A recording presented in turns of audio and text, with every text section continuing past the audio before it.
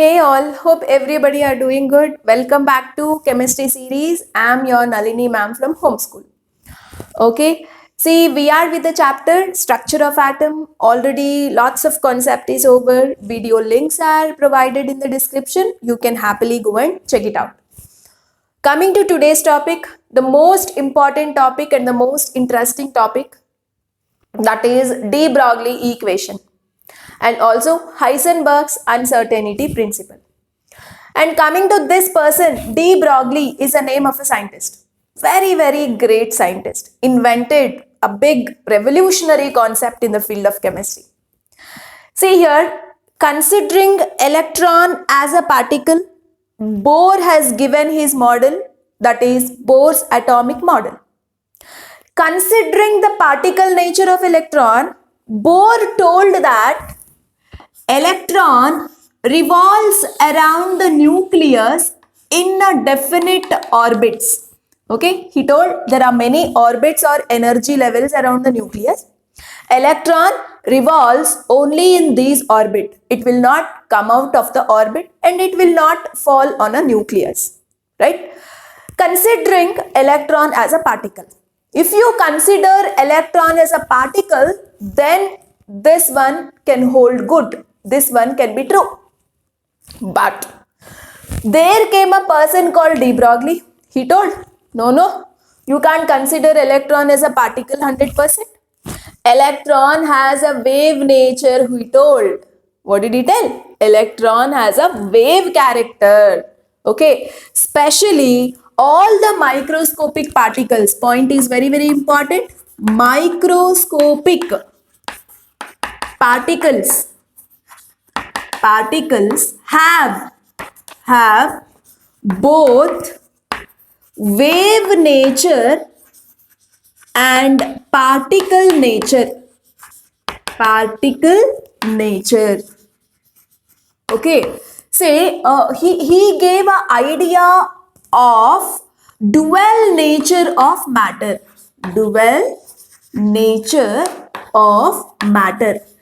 What actually he tells is each and every matter, that is each and every object, it may be a small object like microscopic particle, or it may be a big object like chalk piece, ball, football, cricket ball, whatever it is. Okay, so every matter has two characters. Every matter behaves in a two different ways. Okay, so matter can behave like a particle and matter can behave like a wave also.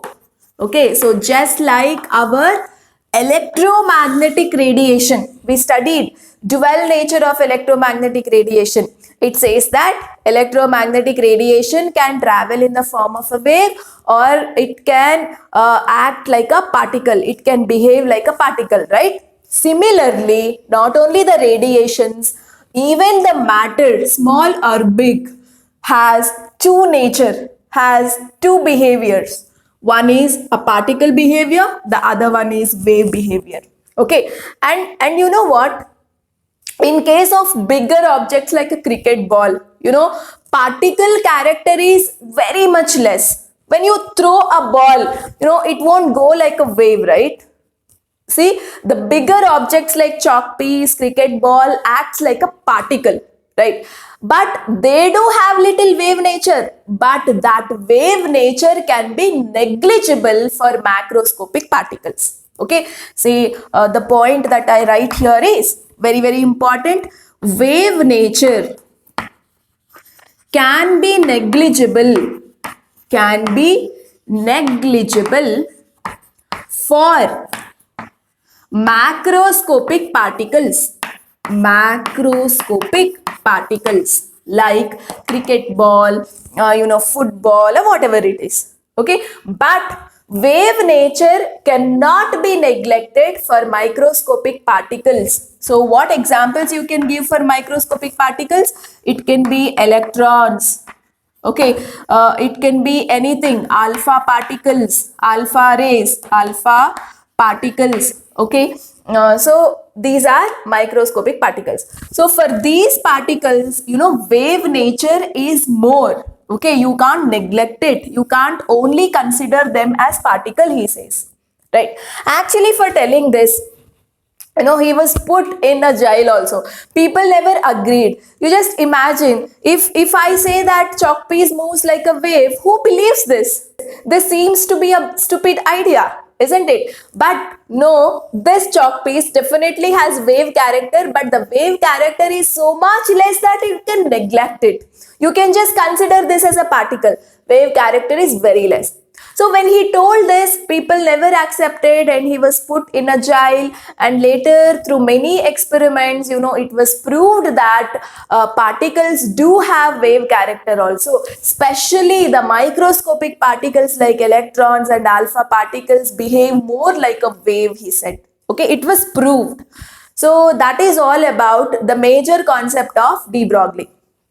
And he has given a beautiful equation here. He gave a connection between wave character and particle character. Okay, so we all know lambda, that is wavelength, is a property of wave, isn't it? It's a character of wave. Whereas momentum, P is nothing but momentum. Momentum is a character of particle, right? And he gave a relationship between this lambda and momentum, right? See, what he said was lambda is always inversely proportional to momentum. Okay, so if you have more wave character for a particle, then particle character will be very less. If you observe more particle nature, then wave character is very, very less. Right? So that is why he gave a inverse relationship between wavelength and momentum. Okay, so if I remove that proportionality sign, I can introduce a constant. So my equation becomes, the de Broglie's equation becomes lambda is equal to h by p. Okay, so what do you mean by momentum here? Momentum is nothing but mass into velocity, right?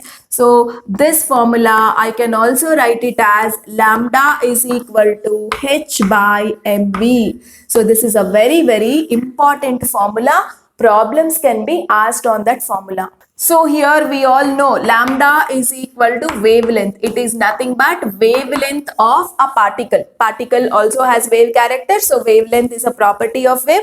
So lambda means wavelength of a particular particle. And what is h here? H is a Planck's constant.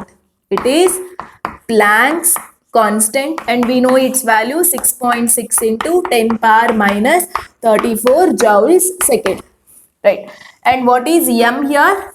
M is equal to mass of particle. Mass of particle. Right. And what is v here? V is equal to velocity of particle. Right. So these are the terms whose meanings are very, very important to understand. So lambda is equal to h by mv is called de Broglie equation. Okay, so this is the equation which gives a relationship between lambda and momentum p. Okay, fine. And there is also another relationship that you can derive from de Broglie equation. That is, this is also very, very important for competitive examinations. Relationship between, you know what? Lambda and kinetic energy of particle. Okay, so how do you derive a relationship? It's very easy to derive. Okay, let me show its small derivation. We know the formula lambda is equal to h by mv, right? And we know kinetic energy is equal to half mv square. Let me write it here. Kinetic energy is equal to half mv square. Okay, and now the entire equation you just multiply by m. Okay, multiply the entire equation with m. So what do you get? M into kinetic energy is equal to half m square v square, right? Okay, so here this 2, if I bring it this side, you can write it as 2me. Okay, instead of writing ke, I'm just writing as e. What do you mean by this e? Kinetic energy is equal to m square v square. Can I write mv is equal to square root of 2me? Okay, 2 into small m, that is mass into kinetic energy. Okay, can I substitute mv is equal to this much in this de Broglie equation? So if I substitute mv is equal to square root of 2me, what do you get? Lambda is equal to h by square root of 2 into m into kinetic energy. Okay, so this is another relation you must remember for de Broglie concept. Problems can be asked on this. Okay, so what is that? Lambda is equal to h by square root of 2me, whereas m is equal to mass of particle, ke is kinetic energy, h is Planck's constant, and lambda is wavelength. Okay, so this is one relation and this is another relation. Both are important. Now let us see few problems on this. Look at this question, guys. Very direct question. What will be the wavelength of a ball of mass 0.1 kg moving with a velocity of 10 meter per second? Okay, so they are asking wavelength of ball. Remember, ball is a macroscopic particle. It's a quite big particle. It also have a wave nature, but wave nature is very less. Let us find out how much is lambda value for that ball. See, one thing I'll tell you, always when you calculate de Broglie equation, when you get to use the de Broglie formula, take mass in kg. Okay, so always mass must be in kg because velocity they will give it in meter per second. Okay, so mass, let it be in kg.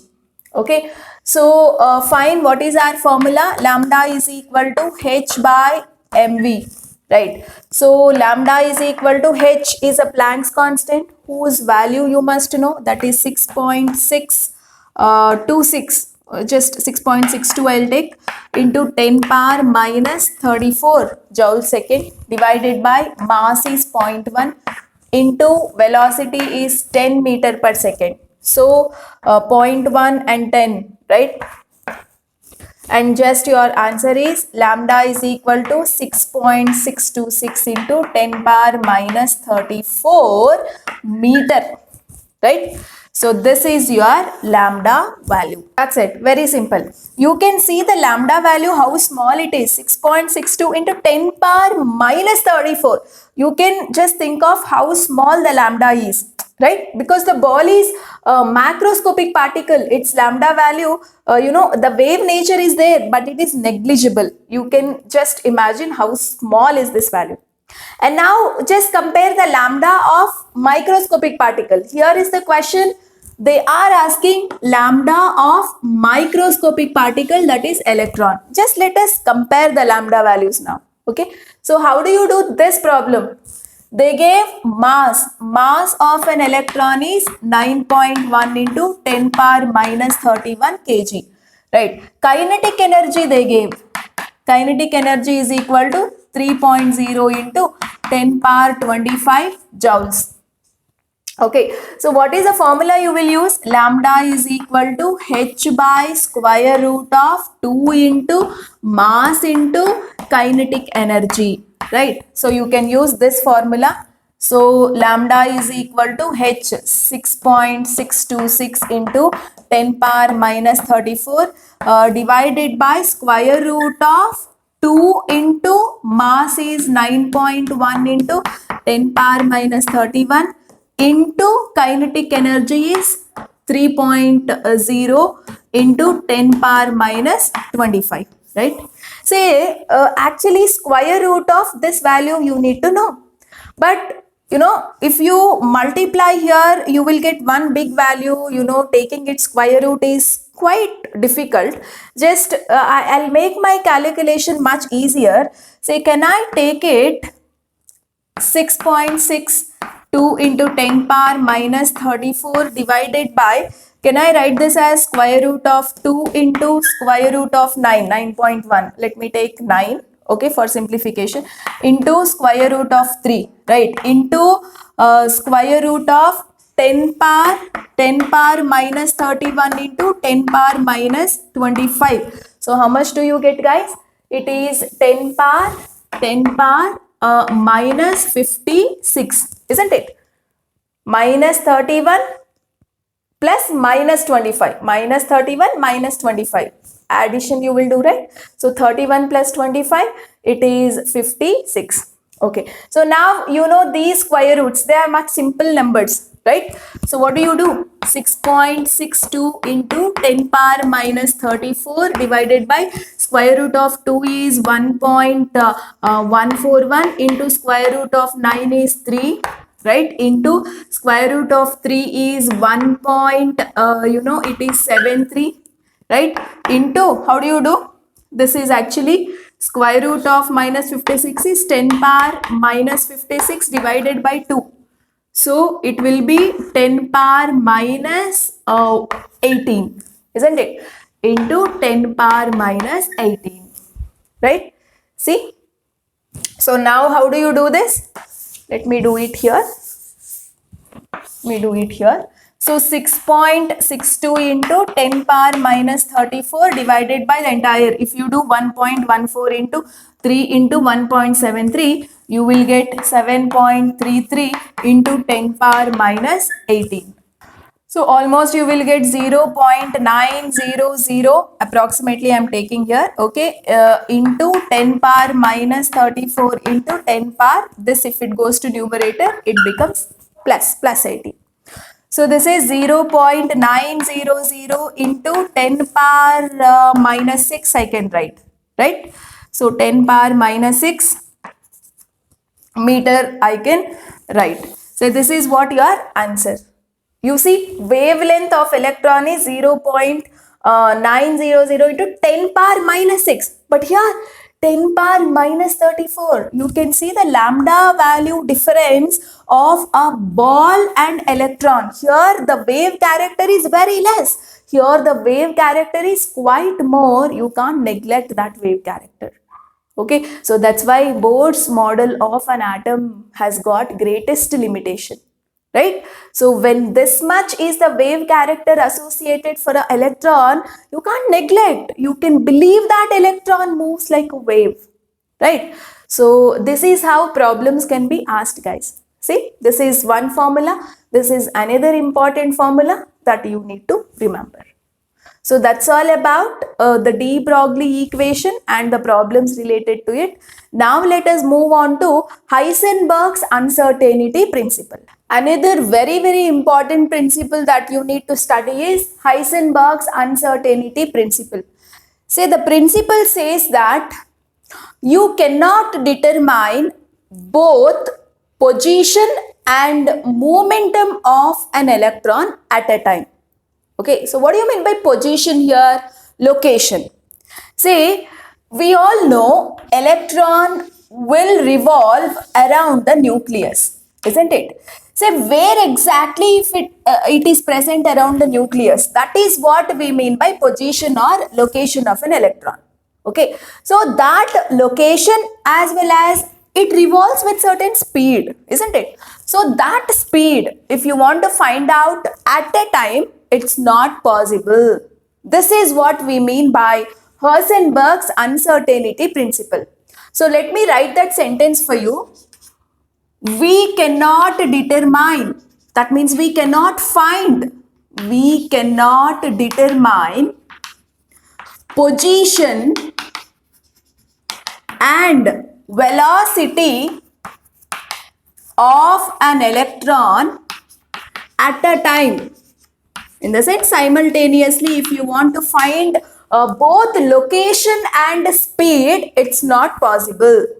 Okay, when you try to find location accurately, you will get lot of error in velocity. When you try to find velocity accurately, you will get lot of error in the position. Okay, say, and that whole thing was expressed mathematically this way. if delta x is error in position,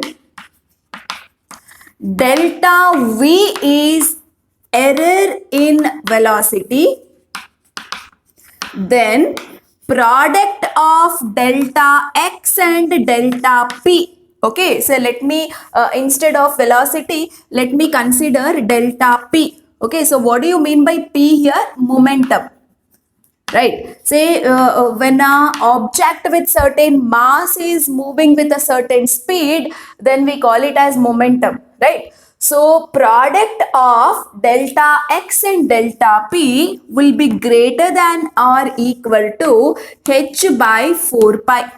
Okay, so this is the mathematical way of explaining Heisenberg's uncertainty principle. Okay, this is error in position, this is error in momentum. Product of these two factors will always be greater than or equal to h by 4 pi. Okay, say now here delta x into delta p is nothing but what? M into delta v. Momentum is mass into velocity, right? Momentum p is equal to mass into velocity. So mass is always constant, it will not change. So velocity may change, right? So delta v is position of, error in velocity, and which is equal to h by 4 pi. I can also write it this way: delta x into delta v is equal to h by 4 pi m. This m I'll move it this side.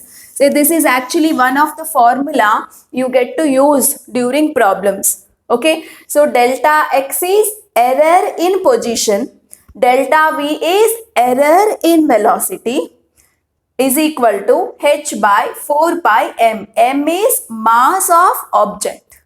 Clear? Fine.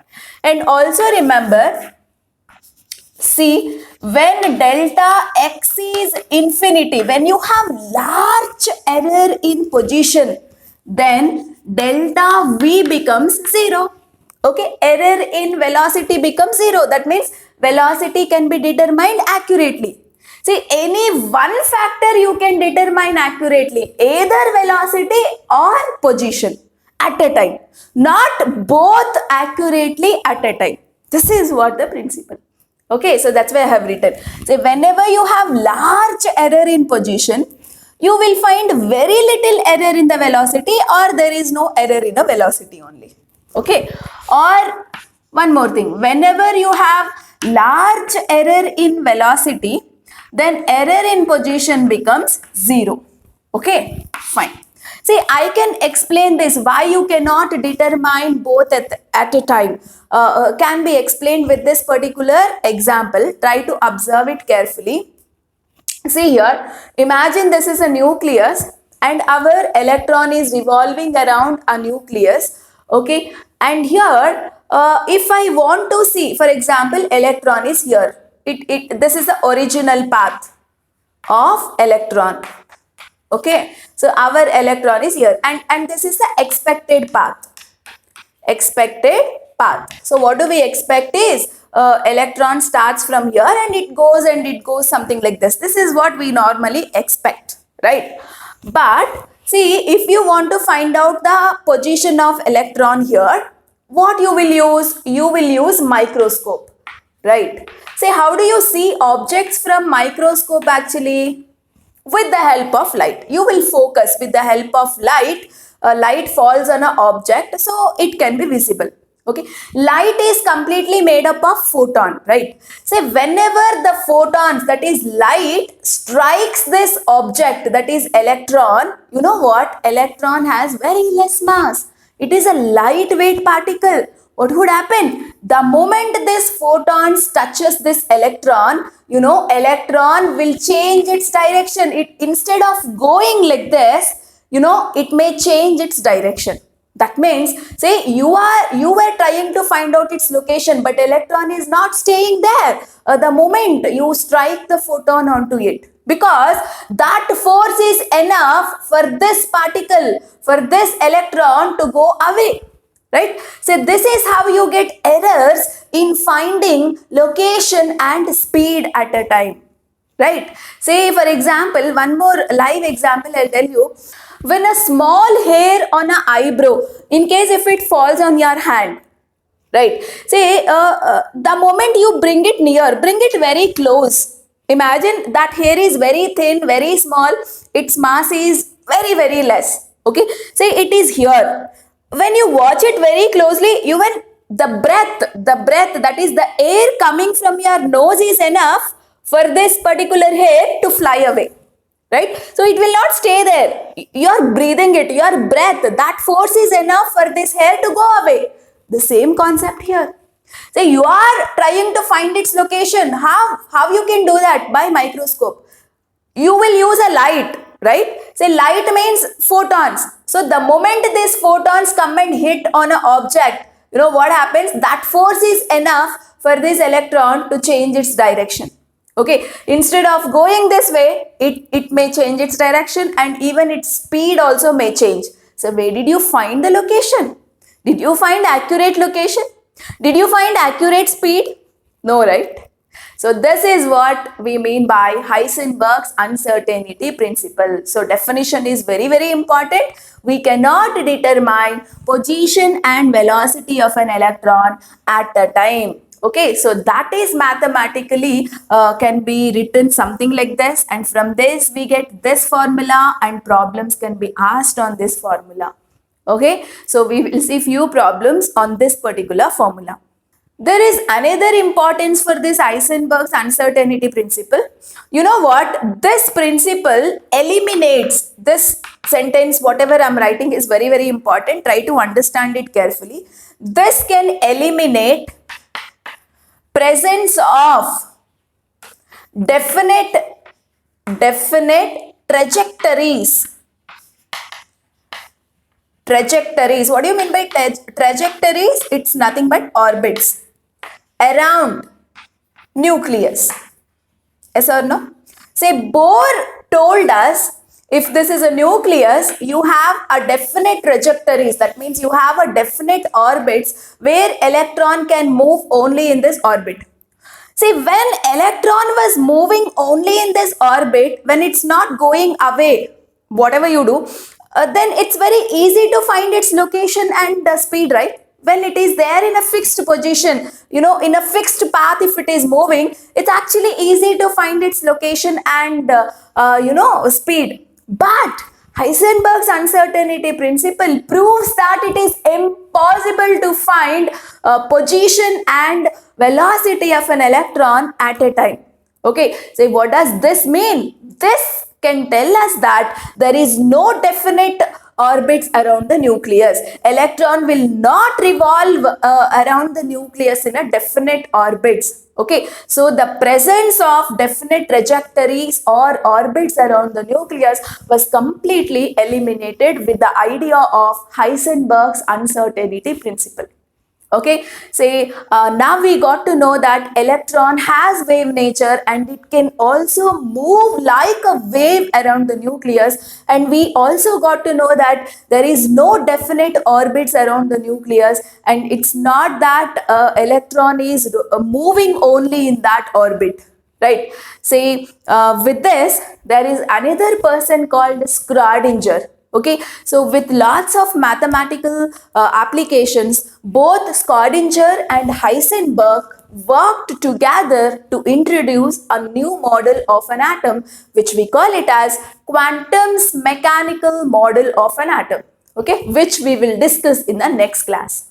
So now let us have a look at one problem that can be asked on this particular formula. Many problems can be asked, but I will show you one model and I'll tell you what are the other ways the problem can be asked. You can look at this question, guys.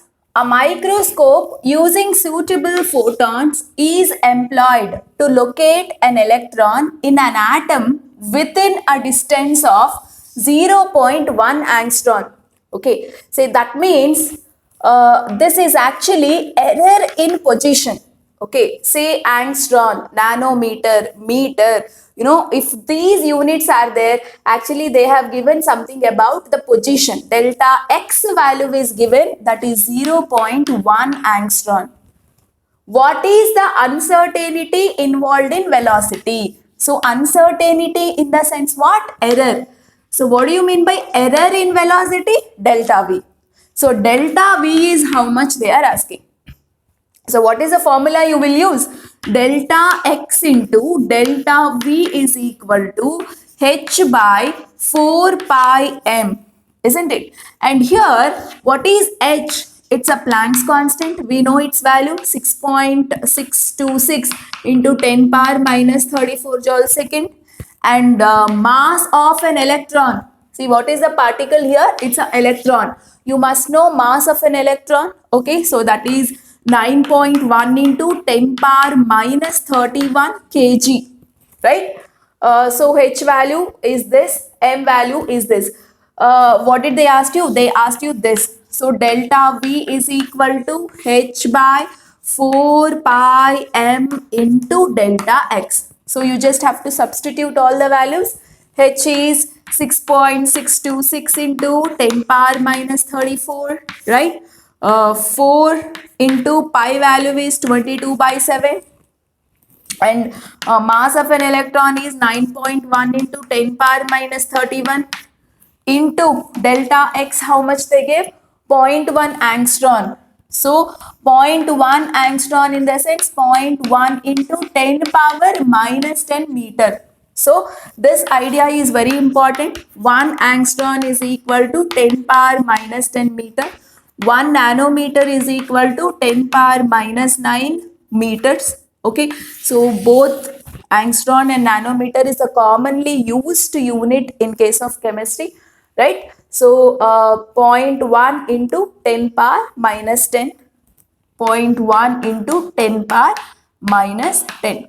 So you have to do this calculation and you will get answer in meter per second. It's a velocity. Don't forget to put the unit, meter per second.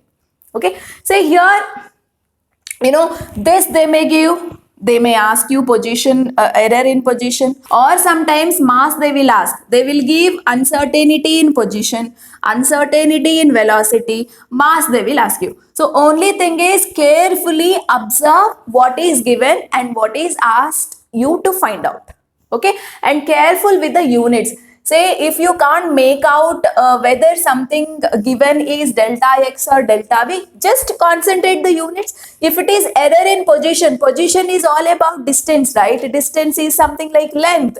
So you will have a units like angstrom, meter, nanometer, centimeter, like that. And if you want to know whether something is delta v or error in velocity, then its unit, they will mention in meter per second or centimeter per second, right? Say this way, you have to carefully identify what is given and then try to find out what is asked with this particular formula. This is the basic formula. You can use it in any way. Okay, so that's all about Heisenberg's uncertainty principle.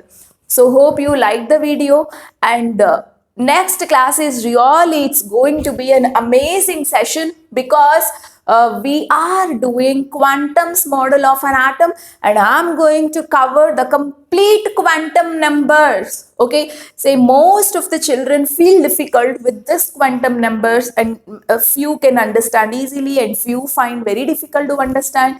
See, I will teach you quantum numbers in a easiest way. Actually, quantum numbers will tell you where exactly electron is present around the nucleus, and it can determine the nature of electron and etc. Okay, so let us meet you all in the next video with a very beautiful concept, quantum numbers. Thank you so much.